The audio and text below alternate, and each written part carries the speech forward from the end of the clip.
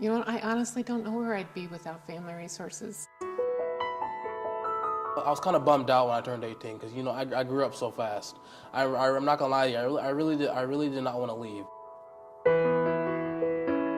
Any questions that I had, I knew that I could go and ask, and they would have an answer for me.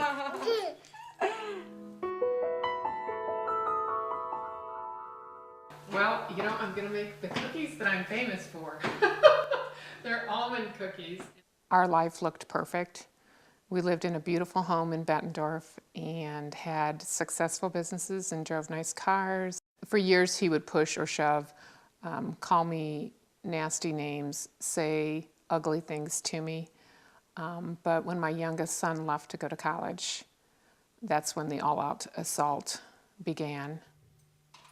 He was very physically abusive to me, and I kept it a secret. I thought this was the bad times of good times and bad in a marriage.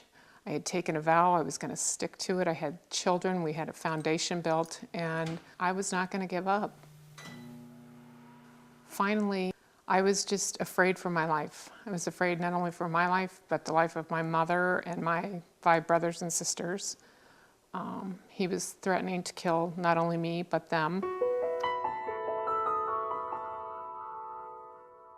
And I said, "You expect me to live in a shelter?"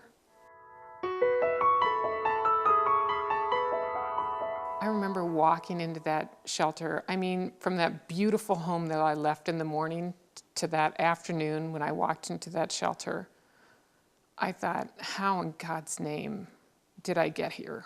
How did things go that far astray? But thank God they were there. That door shuts on that shelter and that thing just slams so loud behind you. But it's a sound of safety because you know you cannot be touched there. That group of people that work there, I mean, they are the most kind and compassionate people and, very special people. And that doesn't even begin to mention the scope of somebody like Crystal, who was there for me every week, holding my hand, telling me I could do it, helping me get my confidence back, putting a smile on my face. She was just, I don't even have enough great words to say about that woman. I now live in peace, and I go to bed at night feeling safe. I wake up every morning feeling safe.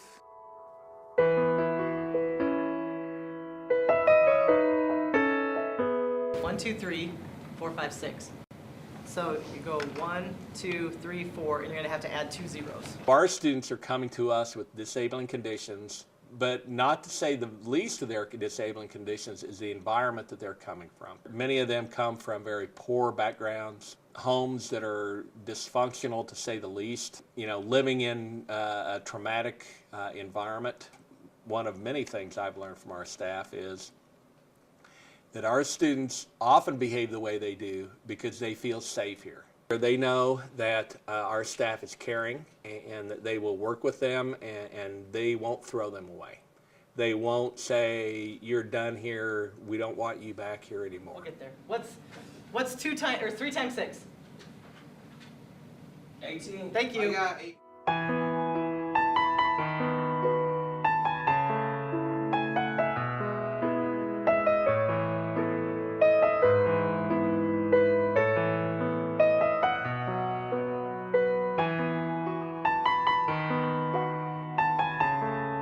Statistically, we know the number of students who, what they have seen their brothers and their fathers and mothers and all these people do. As history has shown us, those are the people who end up in prison. In conjunction with the other services provided through Family Resources, we are here to try to interrupt that. My name is Alex Bell. I'm 20 years old. I currently live in Des Moines, Iowa. I was transferred to Annie Whitmire Youth Center in mid-April 2009. So when I turned 18, I left Annie Whitmire. I remember the first day that Alex got here. He was actually wearing a suit. He wanted to let me know basically some of the things he's been through. He was pretty open from the very beginning. And there was another side of him, which was how to deal with his anger, how to deal with frustrations, and basically, some of the things that he learned growing up, it wasn't the most healthiest skills and coping skills in order to deal with his stress, in order to deal with the trauma that he lived with. While I was at Annie Whitmire, I was hired at the Annie Whitmire cafeteria, and I worked in the kitchen with Sal and the kitchen staff, and I loved it very well. Cooking is my passion. Alex is one of my pride and joys. When Alex first came to Family Resources, he was a little bit of a terror, if you want to use that term. He had his problems. But what we noticed, when Alex would walk through the dining hall, he was always asking questions about food. And I asked him one day if he would like to be in our Culinary Kids program or in the kitchen program. And he said yes. It felt like I was a part of something mainly. I really loved going on catering outings. I loved working with the kitchen staff and everything. All the kitchen staff were nice to me, and they respected me and everything. I've been in food service 47 years, and every once in a while you run across somebody that has an inner talent, just a natural talent for working with food.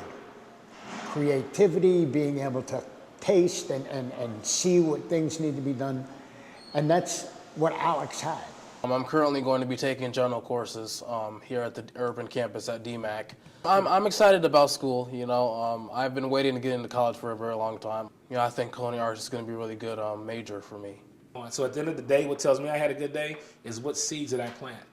And I like to think of myself, and I like to talk to the staff and have them think of themselves as farmers. We're planting seeds. We may not see the harvest, but we're going to plant them.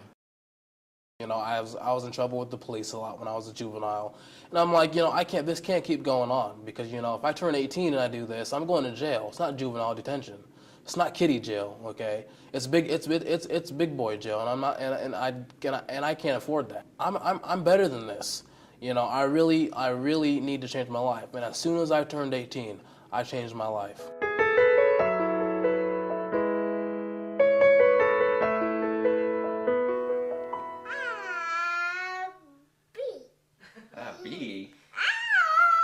I first came in contact with Kaysen's case when he was referred to matching, Iowa KidsNet matching from DHS. And he had a laundry list of injuries that had come to him through some abuse by his parent. Be gentle, Kaysen. And when I looked at the list of things that had happened to this child, I couldn't think who I could possibly place this child with. He had a feeding tube in, he was in Iowa City, he was in a coma. They didn't think he was going to make it. From the beating, he had lost his hearing, he had lost his sight, he was in a full body cast. He was in pretty bad shape. Come here. Come here. Come here. Come here. When we got him, he was 11 months old, and he was probably the equivalent of a 2-3 month old. He couldn't really do anything. Want to jump? It was very overwhelming, and honestly, when we started the process, we were open to certain special needs, but we had no idea that we would end up with a child with such severe special needs. And in fact, we didn't know that we would be capable of handling that. I immediately fell in love with him when we got him. But I mean, he's our son now. It's different. I'm proud of him. I just feel like he's a fighter, and I'm so proud of him, and I'm amazed. And we could do this all day long. Family Resources was there in the beginning when he had visits still, when he was still foster placement. They were such a support for resources, for other resources. I mean, any questions that I had, I knew that I could go and ask, and they would have an answer for me. I felt so blessed that we were just watched out for. It just kind of shows, just having people and resources available to you, how important it is. How big is Kaysen? He's the happiest kid ever. I mean, he is always smiling and laughing and happy. I just think the sky's the limit.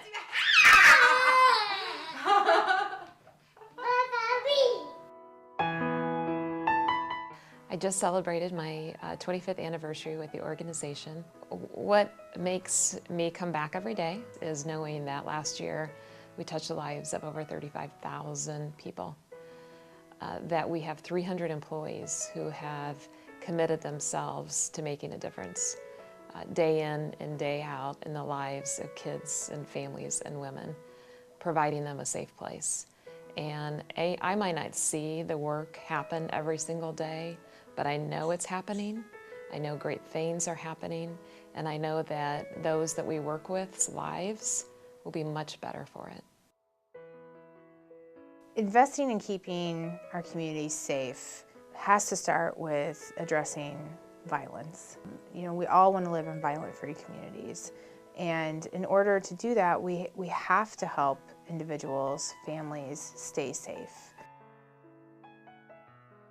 Most of my clients' thinking has been influenced greatly by the concept that they couldn't trust or that they had been hurt, and so it's okay to hurt others. And at some point we have to go back and say, we're going to give you this foundation that's necessary to be able to trust, to be able to love, to be able to see the future. It's like a little Martha Stewart thing going on here. Leaving the day I left was the lowest day in my life. But I look at days like today and it's nice. It's invigorating, it's liberating. And if you get through to the other side, which people can do it, there's resources there to do it. That's what Family Resources is for. They're there to be the crutch that people need until they can get themselves healed and healthy and on their own.